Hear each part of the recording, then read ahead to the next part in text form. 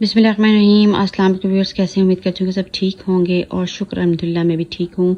तो व्यूअर्स, जैसा कि आप सब जानते हैं कि आपके साथ रेमेडीज़ और रेसिपीज़ शेयर करती हूँ और आजकल व्यूअर्स मैंने दुआओं का भी एक सिलसिला शुरू किया हुआ है। तो आज माशाल्लाह से जुमे का दिन है और व्यूअर्स आज जो मैं आपके साथ शेयर करने जा रही हूँ वो है सलातुत तस्बीह।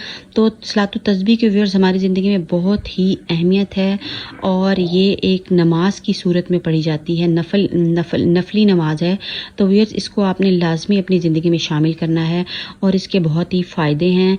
तो व्यूअर्स देख लेते हैं कि पढ़ने का तरीका इसका क्या है और हमें इसको किस तरीके से पढ़नी है। तो देखें, सलातुत तस्बीह सुबहान अल्लाह वल्हम्दुलिल्लाह वला इलाहा इल्लल्लाह वल्लाहु अकबर।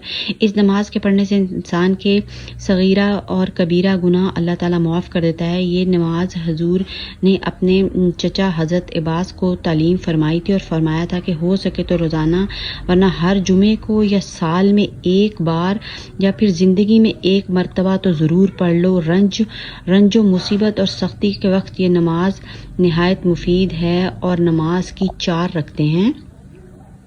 तो व्यूअर्स देखें, रंज और गम के लिए अल्लाह ताला ने हमें ये नमाज जो है वो अता की है। तो सुबहान अल्लाह लाजमी इस नमाज को पढ़ें और अपनी मुसीबतों को दूर करें।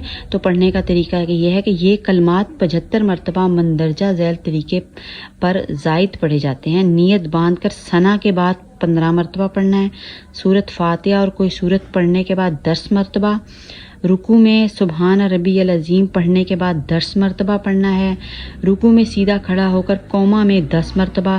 पहले सजदे में सुबहान रब्बियल आला के बाद 10 मरतबा।